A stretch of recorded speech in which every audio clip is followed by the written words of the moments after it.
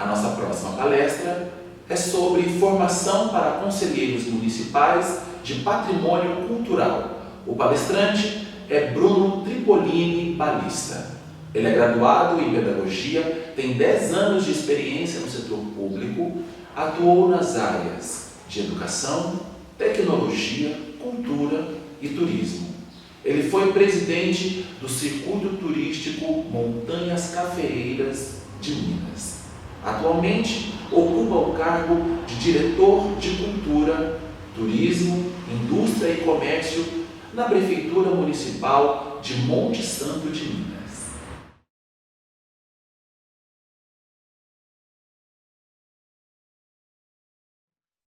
Olá, bom dia a todos vocês que estão nos assistindo nesse primeiro seminário regional do Patrimônio Cultural.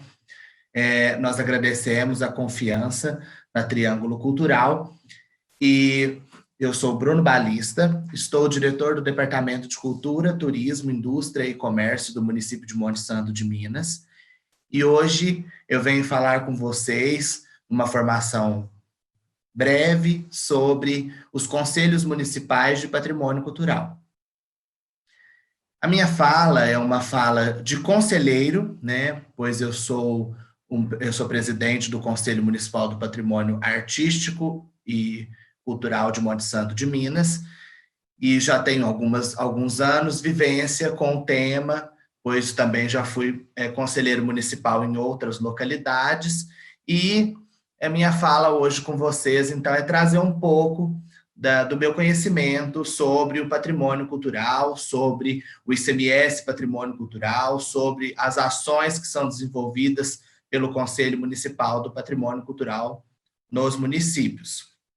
Eu quero iniciar a minha fala falando um pouco sobre a diferença entre cultura e patrimônio cultural, né? Muitas pessoas confundem, falam, né, acham que patrimônio cultural é a cultura e tal. Sim, patrimônio cultural faz parte da nossa cultura, né? É uma sedimentação da nossa cultura. Só que o termo cultura é algo mais amplo, né? Nós podemos pensar em festas, em manifestações, de algo mais amplo. Agora, o patrimônio cultural, nós pensamos mais na preservação dos bens, nós pensamos na questão da preservação de forma dos bens materiais e imateriais, algo que volta os olhares para esse momento, para esse patrimônio que é algo tão importante das pessoas, algo mais sentimental, né? E eu gostaria de dizer, então, que a cultura, ela é algo derivada da antiguidade, né, que vem passando aí pelos séculos. Com esse termo de cultura, vem do termo de cultivar ideias, né, de tomar posse, ganhando algo mais abstrato, né? Essa diferenciação que vem da Europa, né, tendo esse termo associado a produzir conhecimento, né, ao cultivo do conhecimento, de ideias, né? Então, é algo muito importante da gente explicar que esse termo amplo, né, uma ascensão nacional, né, a cultura do nosso povo, a identificação do nosso país, né, é uma visão que passou com o tempo a ser criticada, dando essa questão de amplitude, né, com o tempo, a gente passou a ter uma crítica sobre o que de fato relacionar com cultura, o que é ser cultura, o que é fazer a cultura, né? Então, a cultura, ela compreende toda e qualquer produção humana desenvolvida pelo homem, né? Seja mesmo material, imaterial, e o que reconhece como algo diretamente resultante da natureza. É algo muito importante, muito bonito, né? As nossas manifestações culturais, a nossa cultura de forma geral. E já o nosso patrimônio cultural, ele pode ser definido, então, como um conjunto de bens de natureza material e imaterial, considerado importante para a identidade de uma sociedade. Algo mais mesmo sentimental, algo que reviva nos nossos corações sentimentos, histórias, momentos. Então, nós podemos valorizar, entender o patrimônio cultural como algo mais denso, algo mais sentido, né, nessa proporção. E já passando para a questão dos conselhos municipais, O que seria um conselho municipal, né? O conselho municipal nada mais é do que uma comissão formada por representantes da prefeitura e da sociedade civil que contribuem aí para a definição de planos de ação das cidades, né? Qualquer conselho tem esta lógica, né? Essa lógica de contribuir para as definições de planos para que a cidade se desenvolva, políticas públicas, né? Que se reúnem através de reuniões periódicas e de discussões. Cada conselho atua de maneira diferente, de acordo com a realidade dos municípios, né? Com o seu regimento e com a sua especificação.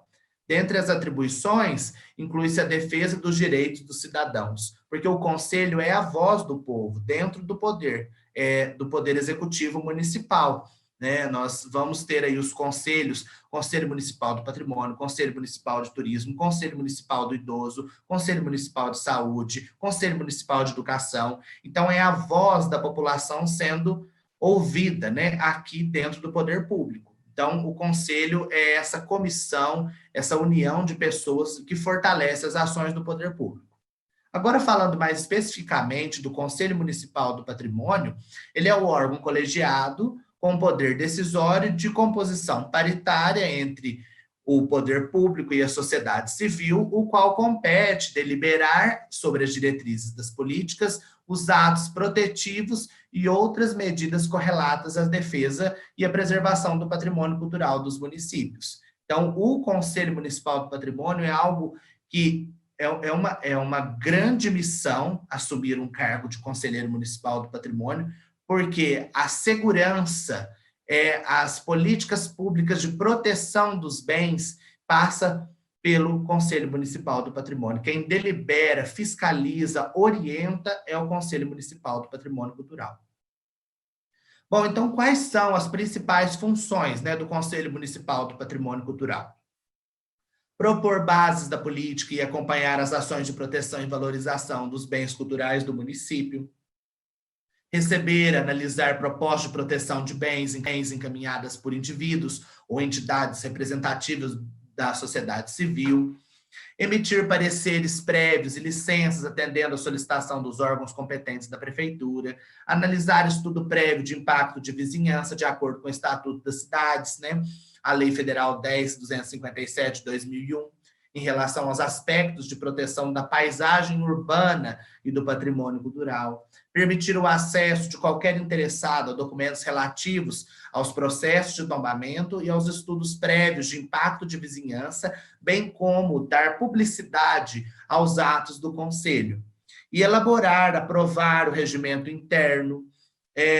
O Conselho, gente, ele é algo, o Conselho, nós podemos dizer que essa junção de pessoas, essa reunião entre o poder público e a sociedade civil traz um equilíbrio para a gestão pública. Traz esse equilíbrio, pois as pessoas da sociedade civil trazem para dentro do poder público e se relacionam aqui dentro de forma que o poder público tem que ouvir as demandas da comunidade através do Conselho. Então, qual é a importância do Conselho Municipal do Patrimônio Cultural? O Conselho, gente, ele representa a participação da sociedade, cooperando com as políticas públicas. Então, é a instância que assegura o cumprimento dos mandamentos constitucionais sobre a democracia participativa. Então, o Conselho ele é realmente muito importante para as prefeituras, para o poder público. Então, como deve ser a composição do Conselho Municipal do Patrimônio?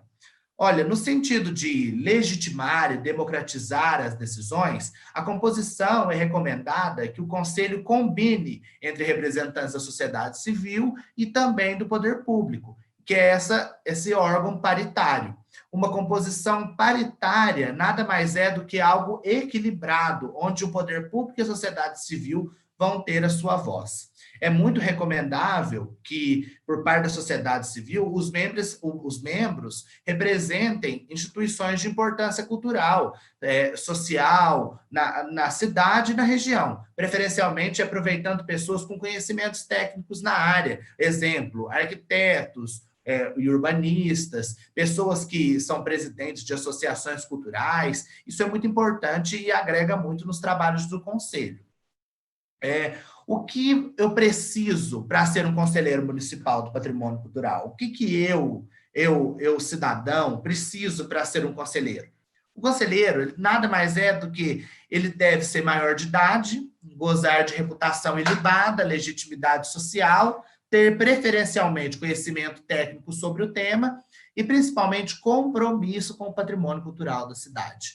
É aquelas pessoas que ajudam na preservação, elas sabem, têm um histórico de tudo das cidades, aquelas pessoas que permeiam essas histórias, e isso realmente agrega muito nas ações do Conselho.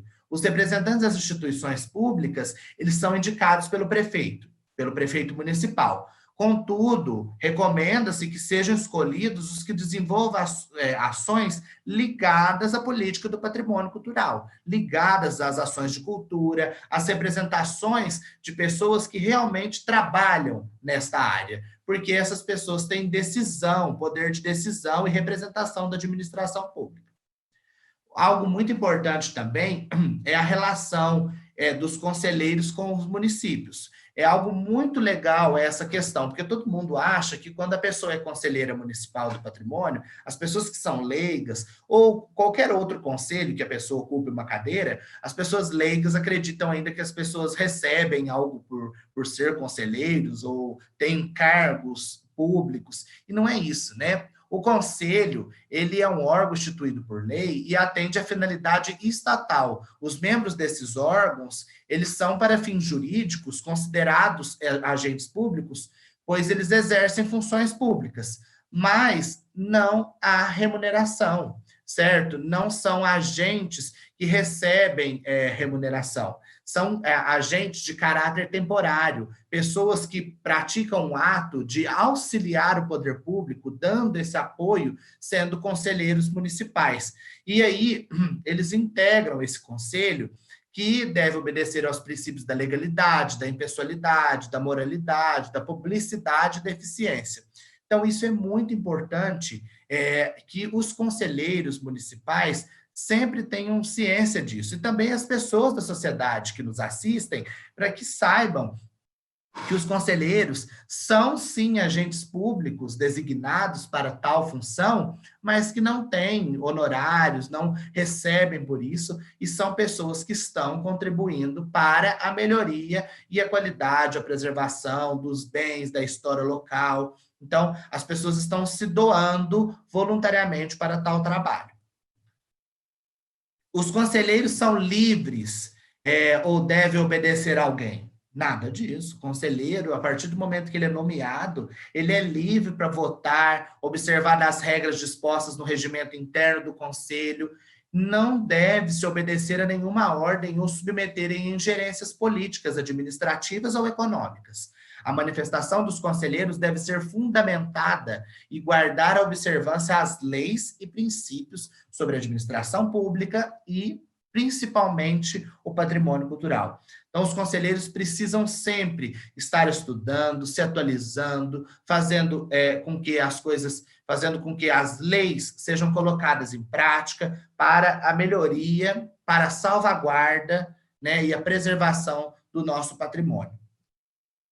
Os principais deveres do conselheiro, os principais deveres: conduta condizente com os princípios da moralidade, assiduidade às reuniões, conselheiros que estão ali participando ativamente das atividades, das discussões do conselho, desempenhar funções para a qual ele foi designado. Se o presidente cria comissões de estudo que precisam de pareceres, desempenhar essas funções com bastante êxito, obedecer às normas regimentais de acordo com os regimentos internos, atuar articuladamente em sintonia com a entidade, contribuindo com as experiências e os respectivos segmentos, acompanhar as atividades desenvolvidas pelas entidades e organizações de promoção do patrimônio para assegurar a qualidade dos serviços oferecidos à sociedade.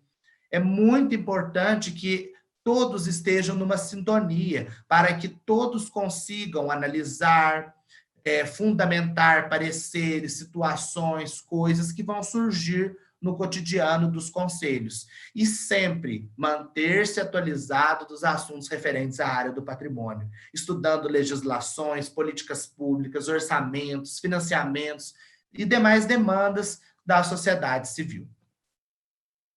Quais os principais direitos do conselheiro? Votar segundo a sua consciência e as suas preposições submetidas. Quando você tem que fazer quando você tem que usar de seu direito de voto. Votar sempre muito consciente, estudar sobre aquilo, procurar saber, né? Porque é muito importante que as pessoas saibam o devido lugar e o devido valor que elas têm ocupando uma cadeira de conselheiro municipal do patrimônio. Então, é muito importante, é uma função extremamente importante para a municipalidade. Então, é muito importante seguir a consciência e também ter sempre os estudos, os embasamentos técnicos, jurídicos, para que possa fazer tudo da melhor maneira.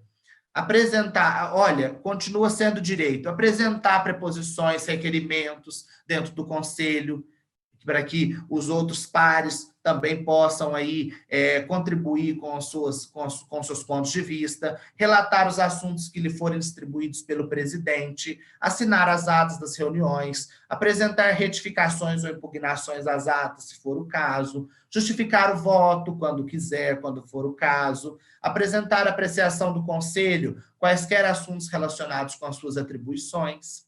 Se a pessoa é vinculada à área da cultura, quando tem um assunto que é vinculado a esta área, que tenha um ocupante de cadeira do conselho vinculado a esta área, é muito importante que ele se pronuncie, para dar embasamento técnico aos demais pares do conselho.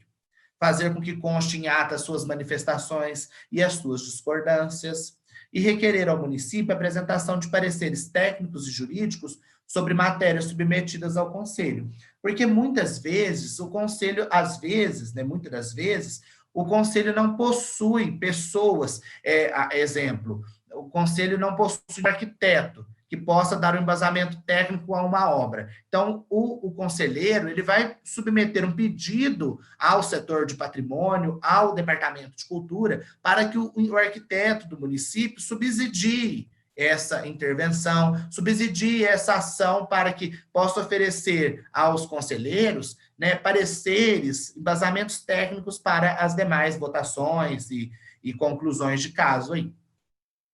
Um conselheiro, ele pode ser demitido se discordar do prefeito ou de alguma autoridade pública? Não, jamais. O conselheiro, no exercício da sua função, ele é independente, ele goza de autonomia, devendo obediência somente às leis e às suas convicções durante o seu mandato. Então, é muito importante que as pessoas se atentem a isso. Como devem ser praticados os atos do conselho? Todos os atos do conselho, todas as reuniões, atas, todos os atos que o conselho pratica devem ser escritos, fundamentados e divulgados para o conhecimento do público, sempre observando todas as formalidades inerentes à administração pública.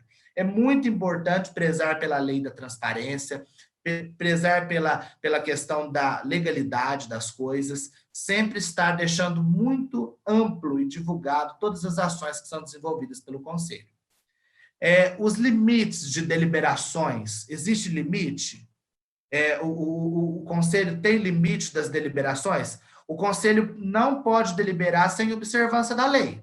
Tem sempre que estar embasado ou no decreto-lei, né, ou na questão dos estatutos, dos regimentos, das questões das leis estaduais, das leis municipais. Então, porque são princípios que disciplinam essas ações da administração pública e da proteção do patrimônio cultural.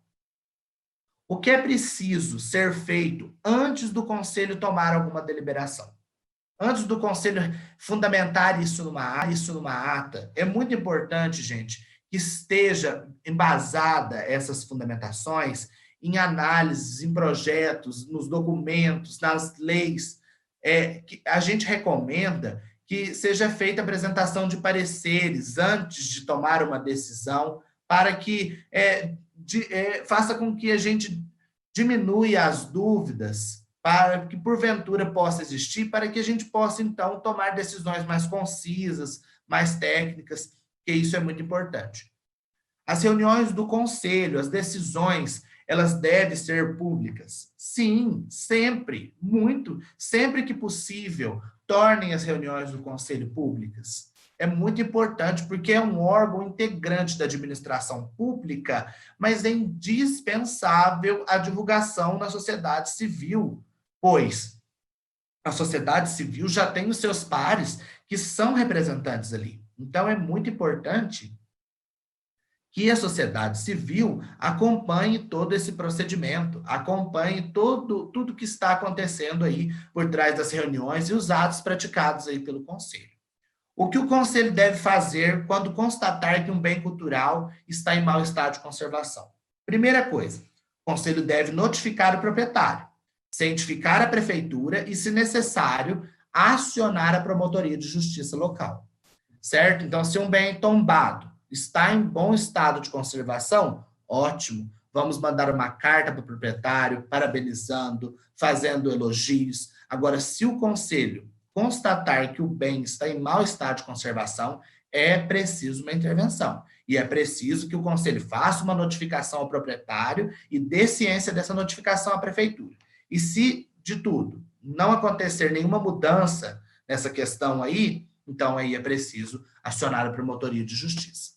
Porque nós não podemos fazer com que o bem seja destruído, demolido, mutilado, nada disso. Nós temos que preservar o nosso patrimônio. Então, é papel fundamental do Conselho zelar pelo patrimônio cultural. Então, é papel dele orientar, mas também fiscalizar e também passar isso adiante às instâncias superiores quando necessário. O Conselho Municipal ele pode divulgar para a comunidade a importância de proteger o patrimônio cultural? Nossa, é lógico que ele pode, ele precisa sempre conscientizar a população por meio de palestras, de audiências públicas, de entrevistas, cartilhas, vídeos, exposições, seminários, publicações de jornal. Sempre a população tem que estar do nosso lado, do lado do patrimônio, do lado da preservação, da salvaguarda. Nós precisamos sempre fazer com que o Conselho possa, então, resplandecer essa ideia, fazer com que a gente sempre possa passar adiante essa questão da preservação, da conscientização, a importância de se proteger o patrimônio cultural. O que deve, então, conter num projeto de restauro ou de intervenção de um bem cultural? Quando o Conselho recebe uma solicitação para intervenção de análise, uma análise de um bem cultural que vai sofrer aí um restauro. O que precisa, então, para o Conselho analisar isso ou poder ter subsídios para que um técnico da prefeitura possa analisar? Primeiro, o processo precisa ter um memorial descritivo com justificativa, um levantamento arquitetônico detalhado, falando de planta, de corte, de detalhes, das fachadas, do piso, do teto, das paredes, certo? Levantamento fotográfico atual, que conte a história ali, né, do bem, mostrando os cômodos e tudo. Diagnóstico do estado de conservação, né, se o bem está em bom estado de conservação, se ele está em um regular estado de conservação, né? Uma proposta de restauração tem que ser muito bem fundamentada, ainda mais se o bem for tombado ou inventariado, porque são bens de interesse cultural, são bens muito relevantes. Então, nós temos sempre que nos pautar com muito cuidado e muito zelo a essa técnica dessas análises, para os pareceres dessas intervenções. E também é importante que venha um desenho das fachadas com as cores, e assim, o maior número de informações que as pessoas puderem fornecer para o Conselho, para que ele possa, então, fazer o trabalho dele da melhor maneira possível, que é essa análise técnica, fazendo com que o bem não seja descaracterizado. Então, quem pode elaborar um projeto envolvendo o patrimônio cultural? Quem são os profissionais hoje que são aptos a desenvolver projetos envolvendo as ações de patrimônio? Arquiteto, urbanista e engenheiro, registrados no CAU e no CREA. Esses profissionais, eles precisam ter conhecimentos específicos nessa área de patrimônio cultural, que é uma área muito importante, uma área que requer muito zelo, muito cuidado, e o Conselho Federal de Engenharia e Arquitetura e a agronomia, ele disciplina que as atividades profissionais envolvendo o patrimônio cultural sejam extremamente de profissionais qualificados nesta área. Então, é muito importante. Deve haver um responsável técnico quando for fazer um projeto de intervenção, quando for realizar uma prática de intervenção, de restauro, de reforma. Não gosto muito desse termo, reforma. Sim, precisa ter um responsável técnico, uma pessoa que esteja ali, que seja entendida do assunto. Deve ser executados esses projetos com essa assistência de consultoria ou assessoria, coordenação de arquiteto responsável que faça a anotação de responsabilidade técnica em virtude desses conhecimentos específicos que a pessoa tem, para acompanhar as peculiaridades da obra, do que houver ali da questão, certo? Dessas intervenções que vão ser feitas nesse bem. O tombamento. Muitas pessoas falam, o que é tombamento?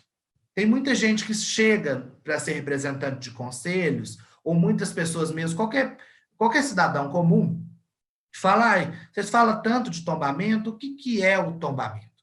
O tombamento é o conjunto de procedimentos efetivados pelo poder público com o objetivo de assegurar a proteção, a conservação da integridade dos bens.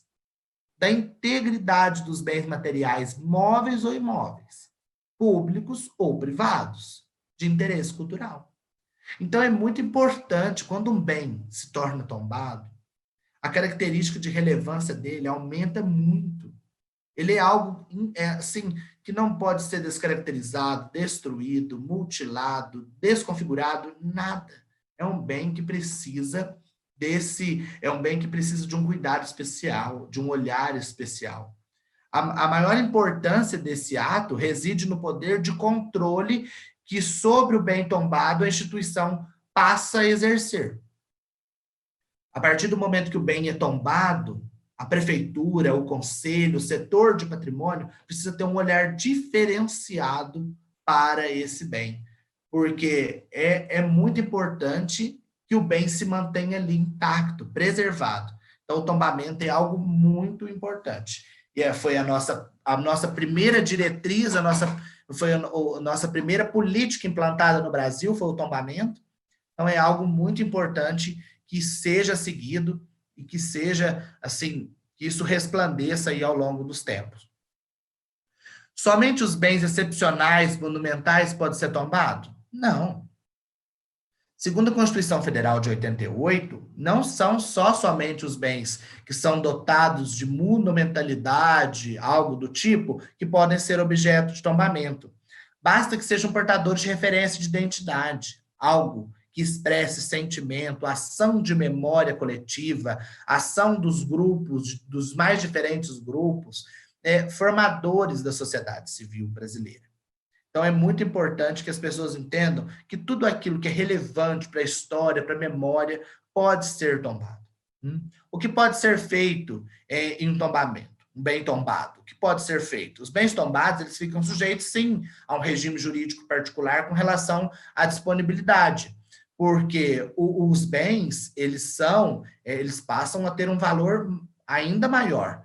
E então cabe a preservação desse bem até desenvolver poder de polícia, de tutela, de intervenções públicas, porque o bem, ele passa a ser prioridade, passa a ter uma prioridade muito grande e ele fica submetido a uma finalidade muito importante, coletiva, né? Ele passa a ser algo de todos, não só mais daquela família ou da igreja ou do poder público, algo que passa a ser da coletividade. Então, é muito importante, certo? É muito importante que todos zelem pelo bem tombado. O bem tombado, muitas pessoas acham que tem aquela casa tombada, eu não posso vender a casa porque tombaram a casa. Nada disso. Você pode vender a casa, você pode desapropriar, a prefeitura pode desapropriar, pode ser alienada, alugado, emprestado, qualquer um desses itens pode acontecer. O que basta é que cada pessoa, o responsável no momento pelo bem, tem que manter sua integridade. Então, isso é muito importante. O que não pode ser feito em bem tombado? Os proprietários dos bens sempre falam, quando vai tombar um bem, as pessoas que são mais leigas, elas sempre falam, mas o que eu vou, se eu precisar demolir um cômodo, não sei o quê. Justamente, os proprietários dos bens tombados não podem, em hipótese alguma, destruir, demolir ou mutilar o bem. As restaurações e intervenções realizadas com o objetivo de conservar a coisa tombada necessita de previamente uma autorização do Conselho do Patrimônio, expedida aí pelo Conselho. O Conselho faz uma autorização e o proprietário faz a intervenção. O que o proprietário de um bem deve fazer para conservá-lo? O que o proprietário pode fazer, então? O proprietário ele tem a obrigação de zelar e proceder às medidas de conservação necessárias. Se ele não dispuser de meios, de recursos, ele deve buscar ajuda, incentivos, benefícios fiscais, financeiros, ou comunicar a sua necessidade ao utente, sob pena de multa. Se o proprietário de um imóvel particular for deixando, e o imóvel ficar numa situação onde ele possa comprometer a integridade do bem, o proprietário pode sofrer até uma multa. Então, isso é algo muito importante. As pessoas precisam prestar bastante atenção nisso. É possível se tombar o uso de um bem? É possível tombar, assim, só o uso? Não, não pode. O bem, ele é tombado integralmente, certo? O prédio, antigamente poderia se tombar fachadas dos prédios, agora não mais. Não pode tombar o uso específico, e sim o prédio de forma completa. Ou o bem, qualquer coisa, né? De quem é a responsabilidade para a conservação dos bens tombados? Os bens, eles são de interesse público, e a responsabilidade, primeiramente, são, né, dos proprietários, em seguida do poder público e de toda a comunidade, porque o bem, ele passa a ser público, ele tem uma relevância pública, então a comunidade precisa ajudar a zelar. O conselho pode autorizar a destruição de um bem tombado? Em hipótese alguma. Imagina, de forma alguma. De acordo com o Decreto-Lei 25 de 37, no seu artigo 17, as coisas tombadas não poderão, em caso nenhum, serem destruídas, demolidas ou mutiladas. Então, é muito importante que fique claro isso, porque o Conselho Municipal do Patrimônio, ele é o órgão que pode e deve fiscalizar, orientar e jamais autorizar um destombamento, autorizar uma demolição, uma destruição de um bem tombado. O entorno do bem tombado. Muitas pessoas perguntam, o entorno, como funciona? O que não pode ser feito? O entorno, gente, é algo que soma-se ao tombamento, à coisa tombada. Então, é a mesma coisa. Eu vou dar um exemplo para vocês. Na frente de uma escola tombada, de um prédio de uma escola tombada, construir-se um prédio de 20 andares, um prédio de 20 andares. Automaticamente, nós estamos descaracterizando o bem. Por quê? Porque é uma intervenção que, do ponto de vista físico, está impedindo as pessoas de ver, de ter olhares para o bem tombado, e sim para o prédio. Está descaracterizando, né? Fazendo com que essas construções maiores elas possam destoar essa como é que eu posso dizer? Essa construção histórica que eu digo sentimental, emocional. Um exemplo que eu posso dar também é sobre a questão das escolas. Um exemplo de uma escola tombada. O filho, o pai, o avô estudou na escola, o pai estudou na escola, agora o filho estuda na escola.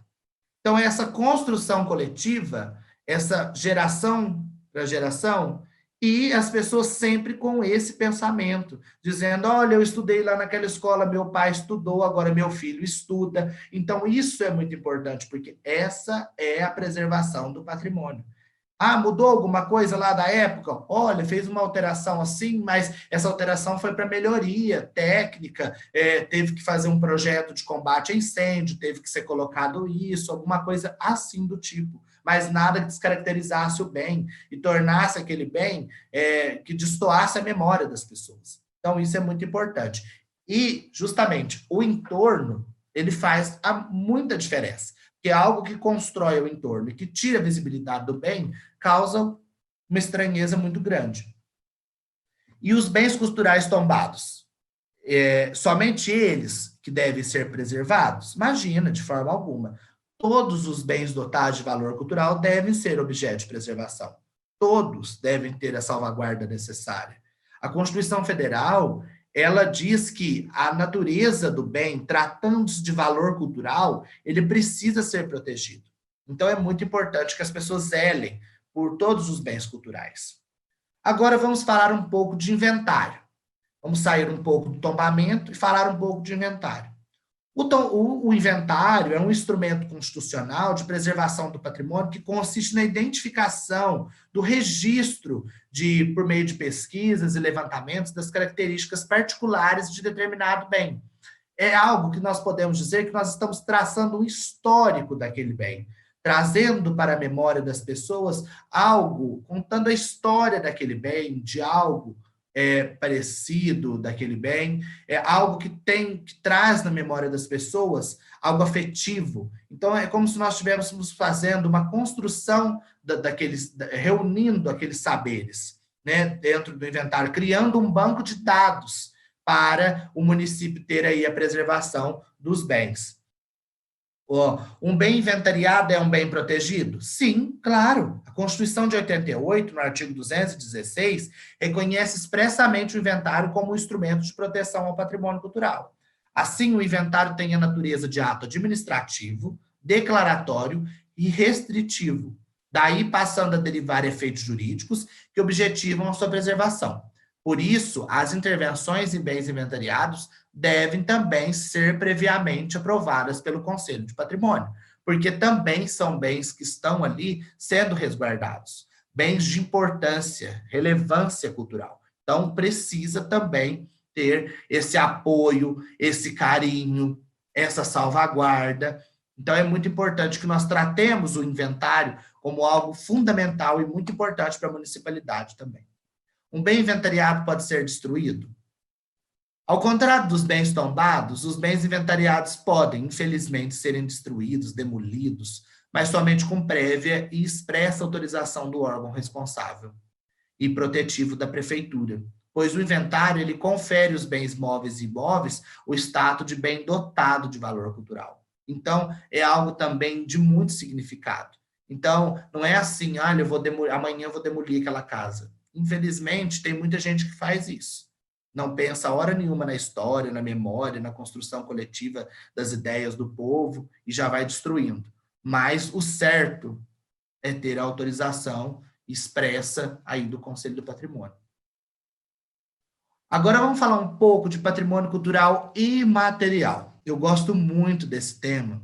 Eu gosto muito de falar sobre a identidade, as maneiras das ações, a maneira de se expressar, de ser, de fazer, de acontecer. Isso é muito bom.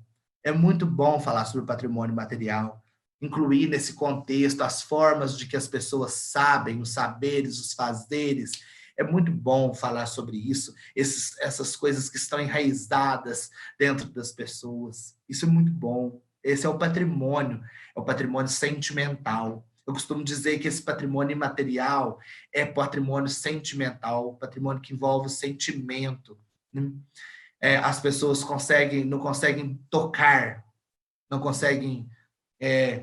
Quando eu estava em sala de aula, eu sempre dizia para os meus meninos o seguinte: o patrimônio imaterial, nós não conseguimos tocar com as mãos, mas nós conseguimos sentir com o coração.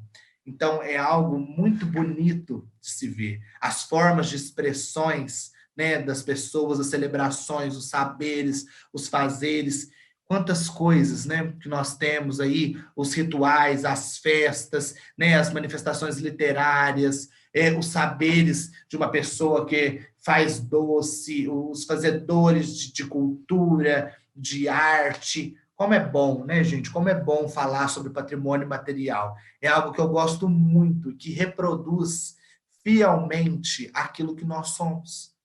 O nosso patrimônio material, aquilo que nós sentimos, aquilo que nós sabemos, aquilo que nós fazemos. É muito bom falar sobre patrimônio material.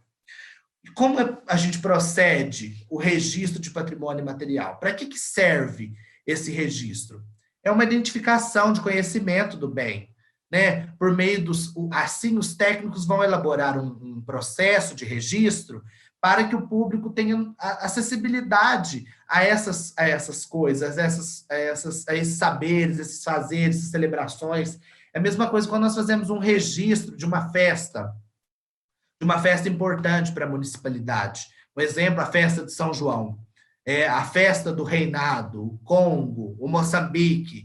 É deixar isso documentado, como é feito, como são as expressões, as manifestações do povo. Então, é muito legal isso, é muito bom, porque isso é a forma de dar continuidade a esse patrimônio. É uma forma de salvaguardar e, assim, manter essa disseminação desse bem, desses bens, desses fazeres, desses saberes, que são tão importantes para a comunidade. Bom, agora vamos falar um pouco sobre os incentivos fiscais mais frequentemente utilizados. Os incentivos fiscais, eles podem ser de ordem municipal, estadual ou federal. Depende do tombamento. Há tombamentos de bens a nível federal, a nível estadual e a nível municipal. Então, cada ente federado vai deliberar, então, sobre esses incentivos fiscais, fazendo com que a sociedade, fazendo com que os proprietários invistam na recuperação, na preservação dos bens que têm interesse cultural. Os incentivos fiscais mais frequentes utilizados são a isenção de IPTU, né, a isenção do Imposto Predial Territorial Urbano, né, e algo muito importante que tem em Minas Gerais, que nós podemos dizer que nós somos privilegiados, né, a nível estadual, é a questão da redistribuição da parcela do ICMS, da Lei Robin Hood, né, da Lei 18.030, que faz com que a gente incentive a participação da sociedade na preservação do patrimônio, que são essas, fazendo com que o poder público realize melhorias nos patrimônios tombados, inventariados, nos bens registrados, para que, então, o município preserve, salvaguarde os seus bens. Isso é muito importante. E, assim, essas renúncias fiscais, que são feitas aí também pelas empresas, através dos impostos de rendas, do ISS, tudo isso reverte também para as ações culturais do Estado. Então, Minas Gerais, é muito importante essa questão também da renúncia fiscal na lei de incentivo à cultura, que ajuda muito os artistas culturais, todos os trabalhadores da cultura nessa manifestação, onde eles podem se inscrever nessa lei de incentivo também e fazem com que essas manifestações culturais tenham continuidade. Então, isso é muito bom, valoriza, incentiva, né, o próprio nome já diz, incentivos fiscais, vem para incentivar. Tudo isso, gente, que eu estou dizendo, passa também pelo Conselho. O Conselho delibera quem são os bens tombados e quais são passíveis de um incentivo, ou se o município tem uma lei que é passível de dar incentivos fiscais a bens inventariados também. Então, tudo isso são políticas públicas voltadas ao Conselho Municipal do Patrimônio. Uma pergunta importante também: o município pode conceder benefícios para os proprietários dos bens? Sim, que são esses incentivos e benefícios fiscais, certo? Então, o município tem que ter uma lei municipal que reja isso, um decreto, para que o município, então, possa dispor desses incentivos fiscais aos proprietários dos bens. Olha, outra coisa muito importante: onde devem ser investidos os valores do ICMS cultural? Agora, falando um pouco da Lei 18.030, dos recursos que nós recebemos através da Lei Robin Hood. esses recursos, quando eles chegam aos municípios, eles chegam numa conta geral do município, que é uma conta onde o município recebe o ICMS, o recurso que chega todas as terças-feiras nos municípios. Então, o que acontece? Pelo menos isso em Minas Gerais. O que acontece? Chegando esse dinheiro lá, os municípios vão, através da Fundação João Pinheiro, naquele relatório das transferências, o município vai lá na conta do ICMS, na conta geral, onde ele recebe o recurso de todos os outros demais critérios do ICMS, e faz a distribuição desse recurso para a conta específica, onde o município, então, tem o FUNPAC, que é o Fundo Municipal do Patrimônio Cultural, que nós vamos falar um pouco adiante. E assim, esses recursos que são recebidos, eles devem ser estritamente revertidos na preservação do patrimônio cultural, nos bens tombados, inventariados, e isso é muito importante para valorizar a cultura, o patrimônio e manter essa identidade viva nas pessoas. E assim, quando nós preservamos, um exemplo, o poder público vai e faz a reforma de uma estação ferroviária, como é o caso que está acontecendo aqui conosco. Está preservando, salvaguardando a identidade daquele bem que por tantos anos está já desativado. Isso o município faz com que o município está incentivando também os outros proprietários de bens que possuem valores históricos a fazer isso também. Então, é muito importante que seja feito essa destinação correta dos recursos do FUNPAC, do ICMS. Né? Os dados sobre as ações do município para recebimento do ICMS, eles devem ser divulgados? Sim, esses dados são públicos, já na Fundação João Pinheiro, o município já dispõe disso no site do IEFA também, que o município consegue consultar, qualquer um que entrar no site do IEFA vê a pontuação do município, e também que entrar na Fundação João Pinheiro, nas transferências da Fundação João Pinheiro, consegue consultar quanto que o município está recebendo para essa finalidade. Então, é muito importante que seja público. Como saber quanto que o município está recebendo a título de ICMS? Consulta na Fundação João Pinheiro. A Fundação João Pinheiro divulga mensalmente esses valores recebidos e pelo endereço lá da Fundação João Pinheiro, que é www.fjp.mg.gov.br/robin-ud.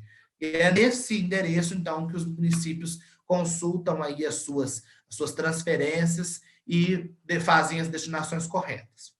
Agora, falando um pouco do Fundo Municipal do Patrimônio Cultural, o FUNPAC, o famoso FUNPAC dentro dos municípios.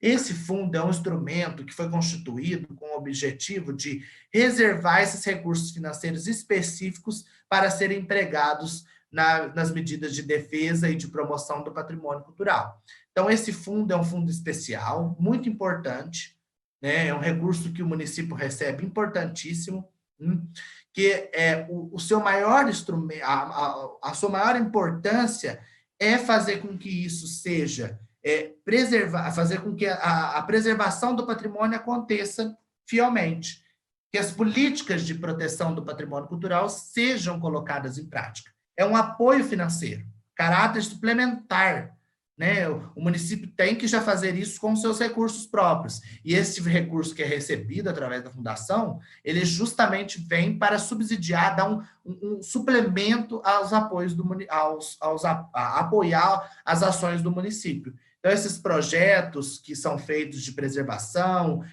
de conservação e manutenção para os bens, esse dinheiro do Fundo Municipal do Patrimônio, que pode também não ser só da lei Robin Hood, pode também conter de doações de pessoas que querem fazer doações para esse fundo, ele vem, então, para fortalecer essa preservação do patrimônio cultural, fazer com que o município tenha ainda, veja a importância de manter ainda mais o patrimônio cultural protegido. Quais então são as principais fontes de recursos do fundo e onde eles podem ser aplicados? O Fundo Municipal do Patrimônio, como eu disse anteriormente, ele é um recurso, né, que é proveniente no orçamento anual do município. E ele recebe os valores de título de transferência do ICMS do patrimônio cultural e também de outras fontes, que são resultantes de contribuições, transferências, convênios, subvenções, repasses de qualquer finalidade, porque as pessoas físicas ou jurídicas também podem doar para esse fundo. Então, é muito importante que nós possamos entender a amplitude desse fundo para que as pessoas entendam que esse Fundo Municipal de Patrimônio Cultural é para ser aplicado na preservação do patrimônio cultural, tanto material como imaterial. É muito importante que as pessoas façam isso. É muito importante que os prefeitos, que os secretários de finanças entendam que esse fundo é exclusivo para tal demanda. Então, gente, é sempre importante orientar os prefeitos, orientar os secretários, o conselho, orientar essas pessoas a sempre produzir essa relevância para este fundo, porque é um dinheiro que nós precisamos ter muita cautela ao utilizá-lo e também que faz uma grande benfeitoria na coletividade.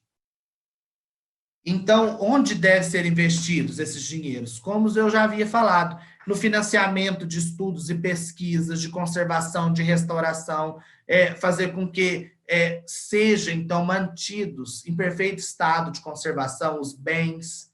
Então, esse dinheiro é para isso, para que sejam destinados às atividades do desenvolvimento das ações do Conselho de Patrimônio, do setor de patrimônio. E isso faz com que a gente que a gente fortaleça a nossa política de patrimônio. Então, isso é muito importante, que a gente faça o uso desse recurso da melhor maneira possível. Agora eu vou falar um pouco sobre essa gestão. O Fundo Municipal de Patrimônio, ele é um órgão onde passa, sim, por várias mãos. Né? Primeiramente, quem gere esse fundo é o Conselho Municipal do Patrimônio. Mas, automaticamente, quando o Conselho tem uma demanda, essa demanda passa, então, essa solicitação passa, então, para uma autorização do Departamento de Cultura, do setor de patrimônio, da Secretaria Municipal responsável pela cultura, do gabinete do prefeito, a Procuradoria Jurídica dá um parecer, o controle interno dá um parecer, e autorizando, juntos, todos esses órgãos, autorizando, aí nós vamos, então, para a etapa da realização do pedido, nós vamos para a etapa da execução, aí vai para o departamento de contabilidade, departamento de licitação, departamento de compras, departamento financeiro, departamento de convênios, quando é necessidade de convênio. Aí, depois disso tudo acontecer, todos esses documentos que foram passados para determinância de tal solicitação, vai, então, para o arquivo. O arquivista tem que fazer o arquivo correto desse fundo, porque através disso, através desses arquivos, que o município, então, tem o subsídio para prestar conta, né, no final do ano, fazendo essas ações dos quadros do ICMS do patrimônio cultural e reverter o recurso, né, novamente para o município através dessas ações que são construídas. E é muito importante dizer que todas essas ações de gestão do patrimônio, gestão do fundo também, elas são colegiadas com todas as demais secretarias que apoiam. Exemplo, eu preciso de uma obra no patrimônio, eu tenho que ter junto comigo a Secretaria de Obras, um exemplo. Então, todas as secretarias são colegiadas e estão aí ajudando nessa gestão do patrimônio. Né? Quais os principais crimes? Vamos falar agora dessa questão do patrimônio. Quais são os principais crimes? A Lei 9.605 de 98, dos crimes ambientais, no artigo 62, destruir, inutilizar ou deteriorar bem especificadamente protegido por lei, ato administrativo ou decisão judicial. Olha, inciso 2º, arquivo, registro, museu, biblioteca, pinacoteca, instalação científica ou similar, protegida por lei, ato administrativo ou decisão judicial. As pessoas que praticam esse crime contra o patrimônio cultural, pena, reclusão de 1 a 3 anos e multa. Certo? Então, tudo tem que ter. Hoje em dia, as leis são muito boas, são passíveis, e a gente precisa sempre, nós precisamos solicitar, fazer com que as leis sejam cumpridas. Outro também, o artigo 63, alterar o aspecto ou estrutura de edificação ou local especificadamente protegido por lei, ato administrativo ou decisão judicial em razão do seu valor paisagístico, ecológico, turístico, artístico, histórico, cultural, religioso, arqueológico, etnográfico ou monumental, sem autorização da autoridade competente ou em desacordo com a concedida, pena de reclusão e de 1 a 3 anos e multa. Também muito importante. Quais são, então, continuando, quais são os principais crimes? Artigo 64.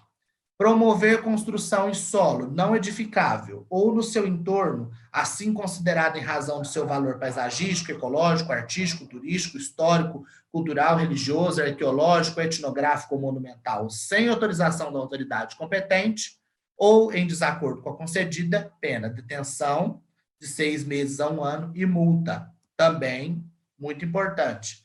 Artigo 65. Pichar, grafitar ou outro meio que compuscar edificação ou monumento urbano, pena de detenção de 3 meses a 1 ano e multa. Nós vemos muito isso em cidades grandes, onde as pessoas fazem o picho, o grafite em bens tombados, bens importantes de relevância cultural e, infelizmente, isso descaracteriza o prédio, traz um dano muito grande à história do lugar, né? Então, isso é muito importante. Tem uma lei para salvaguardar isso. O que se deve fazer se for constatado, então, a prática de um crime contra o patrimônio?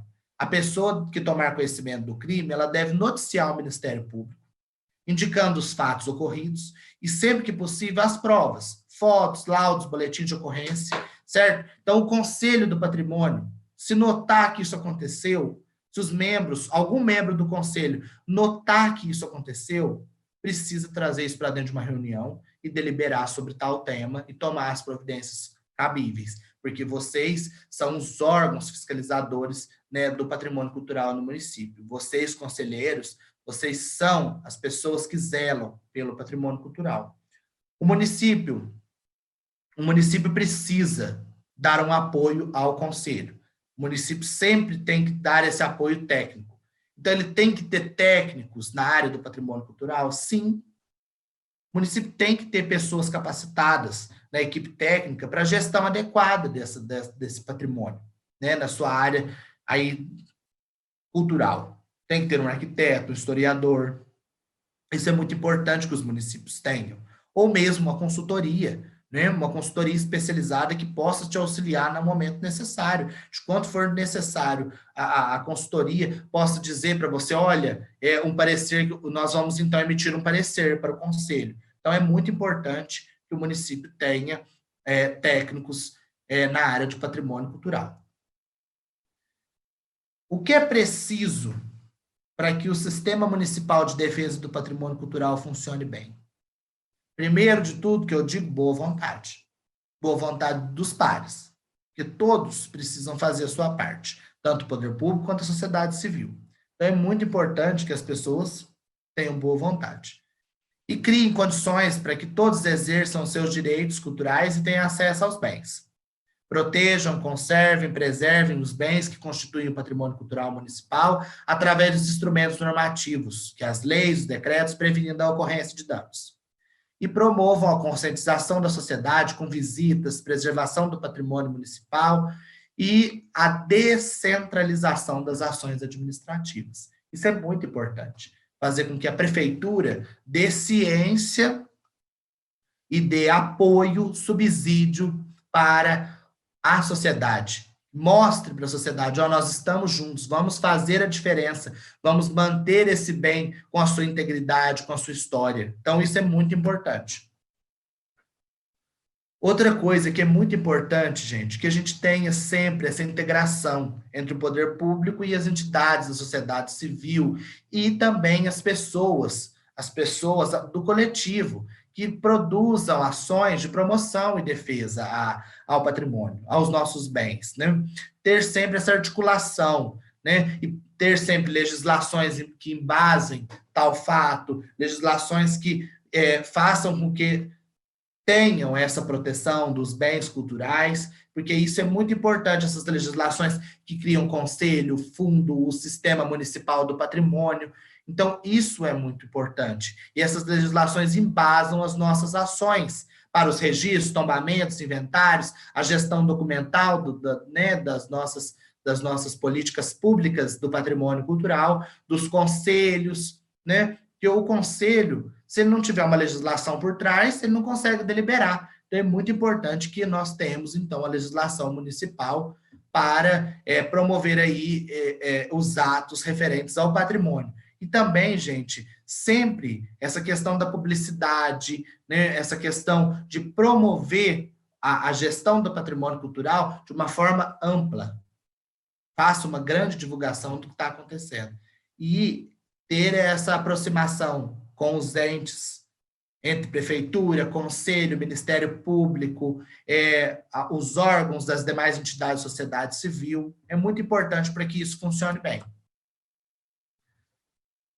O que pode ser feito pelo cidadão se for verificado que o sistema municipal de proteção não está funcionando?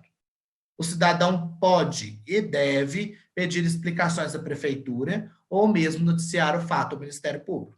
Se achar que o conselho não que está inativo, que o conselho não está funcionando, que o conselho tem dado preposições que não têm sido compatíveis com as ações que são primórdios em lei, então em tudo isso a sociedade pode questionar. Então é muito importante que todos nós tenhamos esse cuidado ao exercer essa função de conselheiros, porque nós somos espelho para a sociedade. Qual é o papel do Ministério Público na defesa do patrimônio? O que o Ministério Público faz? Né? O Ministério Público, na forma dos artigos 127 e 129 da Constituição Federal, é a instituição permanente essencial à função jurisdicional do Estado, incumbindo-lhe a defesa da ordem jurídica, do regime democrático, dos interesses sociais e individuais indisponíveis, entre os quais figuram os bens culturais de natureza material e imaterial, de valor artístico, estético, histórico, turístico e paisagístico, podendo, para tanto, celebrar acordos extrajudiciais, inquérito civil público, termo de ajustamento de conduta e recomendações, e judicial, ação penal e civil pública. A Promotoria Estadual de Defesa do Patrimônio Cultural e Turístico de Minas Gerais tem a incumbência de articular e atuar com o Ministério Público em todo o Estado.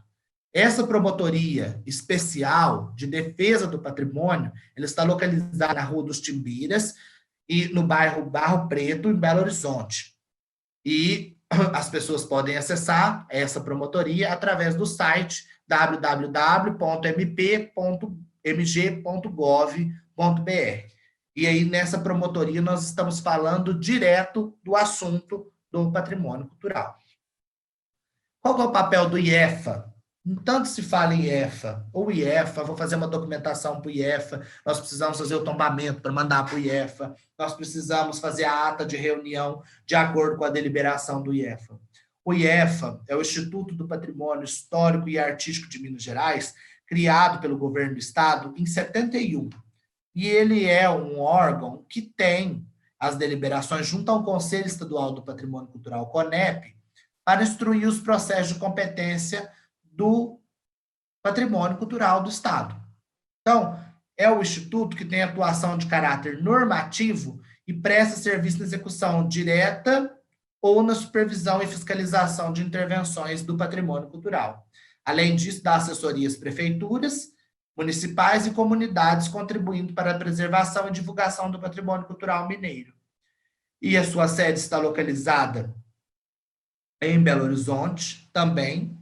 É muito importante que as pessoas tenham esse vínculo com o IEFA, que as pessoas possam entender a importância deste instituto, que ajuda tanto as prefeituras, os municípios, nessa preservação do patrimônio cultural local e com essas políticas públicas voltadas para o setor do patrimônio cultural. Então, o IEFA é um órgão super importante para as nossas ações e ele é um dos que regem todas essas políticas públicas para o Estado de Minas Gerais e também para os municípios de Minas, fazendo com que os municípios, possam, então, ter essa força para atuação na área do patrimônio. Bom, gente, eu quero, então, ir encerrando aqui com vocês. Quero dizer que agradecer muito a oportunidade, agradecer por vocês estarem aqui comigo, assistindo essa palestra, estarem aqui comigo até agora, me assistindo. Eu agradeço muito e espero que vocês tenham gostado, que eu possa ter somado algo para a atuação dos conselhos, para a atuação de vocês enquanto agentes multiplicadores do patrimônio cultural. E quero deixar, então, para vocês esta frase final, que é: defender o nosso patrimônio histórico, cultural e artístico é alfabetização, como diz o Mário de Andrade, nosso querido Mário de Andrade. Então, muito obrigado a todos, muito obrigado a Triângulo Cultural pela oportunidade, e nós estamos sempre à disposição para auxílio, ajuda no que for necessário. Um abraço a todos.